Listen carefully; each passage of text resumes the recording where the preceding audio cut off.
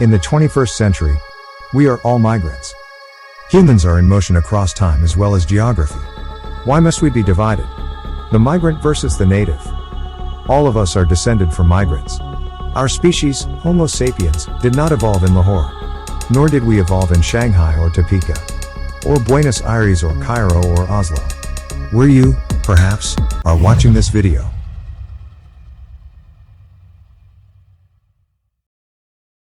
For millions of centuries, humans are always on the move. Even if you live today in the Rift Valley in Africa, the mother continent to us all, on the site of the earliest discovered remains of our species, your ancestors themselves moved too. Globally speaking, there are numerous factors that precipitate human migrations for centuries. They are as follows: not enough jobs, fewer opportunities, and inadequate conditions. Desertification, famine or drought, political fear or persecution, slavery or forced labor, poor medical care, loss of wealth, natural disasters, death threats, desire for more political or religious freedom, pollution, poor housing, landlord/tenant issues, bullying, mentality, discrimination, poor chances of marrying, conflicts and wars, radiation, and disease, just to mention a few more pronounced ones. Now, enough of this propaganda. This is what drives xenophobic feelings. The politicians want you to believe this. This is garbage. They hide the facts from you. We find that immigrants in advanced economies increase output and productivity both in the short and medium term. Specifically, we show that a 1 percentage point increase in the inflow of immigrants relative to total employment increases output by almost 1% by the 5th year.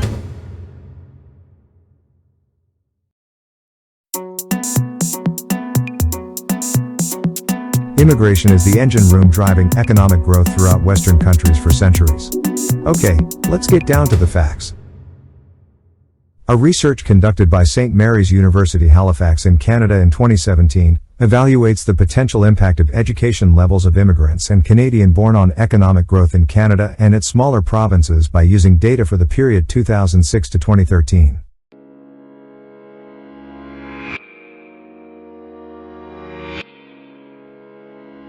They specify a production function in which levels of educational attainments of immigrants and Canadian-born workers are entered separately.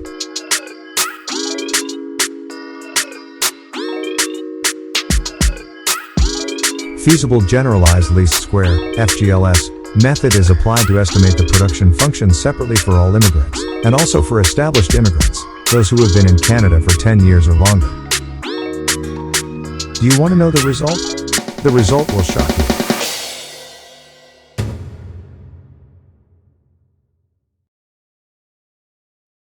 The results show that all educational levels of immigrants have positive and statistically significant effects on economic growth. A similar conclusion applies to Canadian-born workers, although the impacts of their university degree holders is lower than that of immigrant university degree holders. Both immigrant and Canadian-born workers have smaller effects on economic growth in smaller provinces, which have attracted larger numbers of immigrants in recent years. The results also show that the economic growth effects are similar for all and established immigrants. Although these results are consistent with previous findings on discounting of immigrants' educational credentials, more data are needed to strengthen their validity.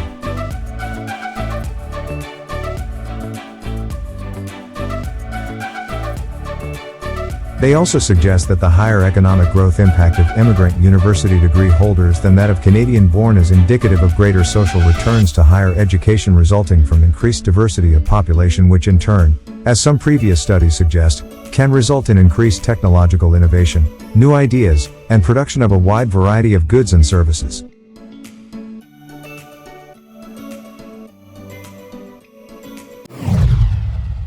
Immigrants work at high rates in jobs that are important to our economy and communities. In 2018, the labor force participation rate of foreign-born adults was 65.7%, higher than the 62.3% rate for the native-born, according to the U.S. Bureau of Labor Statistics. Some 27.2 million foreign-born adults, 63.4% of all foreign-born adults, were employed that year, compared to 59.8% of native-born adults. Immigrants hold jobs that are important to our economy and communities. Immigrant workers without a college degree, who appear to be a main target of the proposed rule, are found throughout the economy, but make up a sizable share of the workers in certain industries. Firms in such industries will have a harder time hiring staff if these workers can no longer come to or stay in the United States.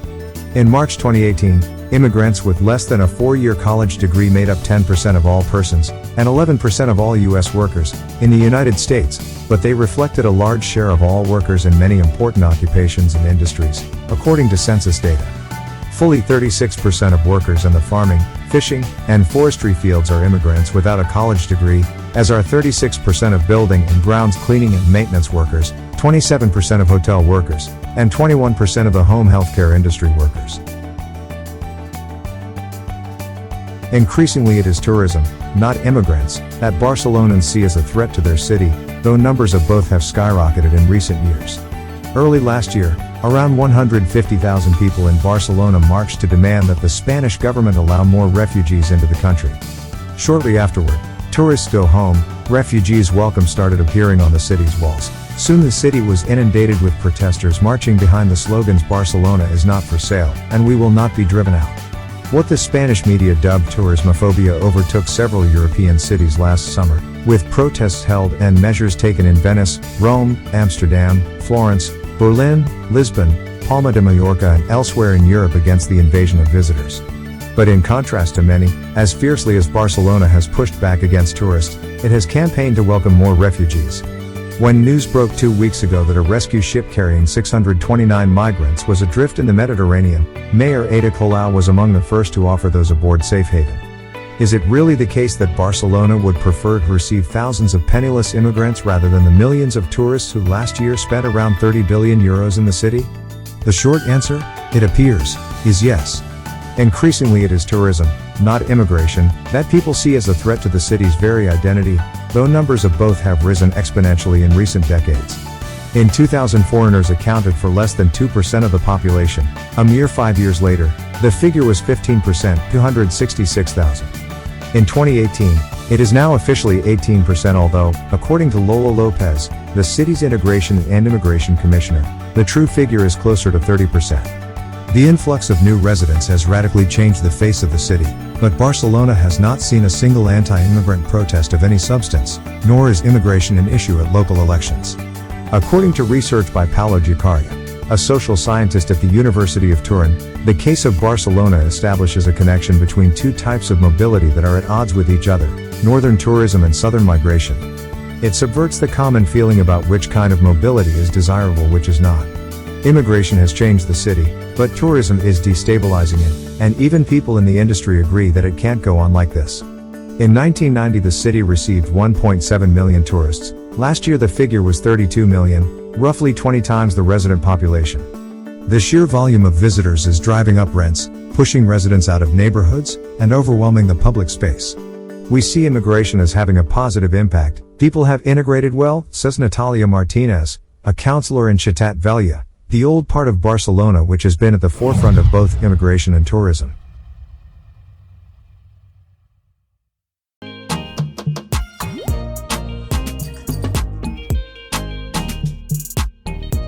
It's brought more than it's taken away in terms of identity. Her colleague Sandy Ibarra argues that the diversity that comes with immigration enhances the city, but tourism contributes nothing positive. Tourism takes something out of neighborhoods, he says. It makes them more banal, the same as everywhere else. Like London, the number of native Barcelonans is quite small, especially in working-class neighborhoods, which is where most of the latest wave of immigrants have made their homes. The three largest groups of immigrants are Europeans, Latin Americans, and North Africans, mainly from Morocco, as well as significant Chinese and Pakistani populations. Though Lopez says that Barcelona has its own identity, distinct from that of Catalonia or Spain. We've found that children born here of immigrant or mixed couples tend to identify themselves as being from Barcelona, rather than anywhere else. Opening borders would double world GDP, Economist says. One of the most remarkable things about the world in economic terms is that what you earn depends mostly on where you are. The exact same person, doing the exact same task in Haiti, coming to the US, doing the same work, same exact task in that job, can earn 6 or 7 times more in real economic terms, just for doing the same thing. We say that for success in life, it's not mostly what you know, but who you know. In the world, more broadly, it's not what you know or who you know as much as where you are. When a Haitian earns money in the United States, that's not charity. Wages aren't charity. You get paid wages because you are adding at least that much value to an employer and to the economy more broadly. So, what that wage difference reflects is that those workers are enormously more productive in one place than the other. The flip side of that is, when you block that person at the border, you take that potential economic contribution away. It doesn't just impoverish the migrant, it takes away the economic contribution that they could make to the world, which is the reason they're earning more money. Migration was part and parcel of Sweden's economic development, and that's certainly true for Haiti today. Haiti got a lot of aid after the catastrophic earthquake of 2010, but they get much more in money from relatives abroad than they get in foreign aid. It's a very important part of economic development at home. This is something we have a very long experience with in the United States. For example, between 1882 and 1965, with immaterial exceptions, the US banned all Chinese immigration. And it's very clear why they did that. They were afraid of Chinese people taking American jobs, somehow degrading American culture. And there were public health concerns too. In 1965, that policy was completely reversed, and you can see that none of those predictions came true. So it is hypothetically possible for that to happen, but it's not like the US doesn't have experience. The vast majority of immigrants certainly do not come to the United States for public benefits. Immigration from Mexico collapsed right after 2006, coinciding exactly with the collapse of housing starts in the US, because so many of them, Mexican immigrants, for example, were working in construction. Nothing changed about welfare benefits right after 2006. What's changed was jobs, and people more or less stopped coming. That's a really strong indicator that people are coming to contribute to the economy, they're coming to work hard, they're mostly not coming for benefits. There's a blue ribbon panel that was put together by the National Academy of Sciences of some of the best labor economists who study immigration across the political spectrum a couple of years ago. They did a comprehensive assessment of the fiscal effects of migrants. Do they put in more money into public coffers than they take out? And the consensus of all of those economists was that after a generation, that is including the children of new migrants, that fiscal effect is positive. So, yes, there are some startup costs, but very soon, children of immigrants and their children just look a lot like Americans, and Americans aren't costly to America. Americans are part of America, and they benefit America. In a much broader sense, immigration is an investment. It's not a handout. It's not just a cost. Like any investment, it can have upfront costs. But like any good investment, the long-term benefits enormously exceed those costs. Thank you for watching.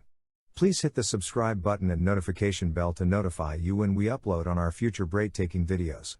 Do you like the new proposed immigration strategy by the new administration? Let us know what you think on the comment section. Thank you for being here.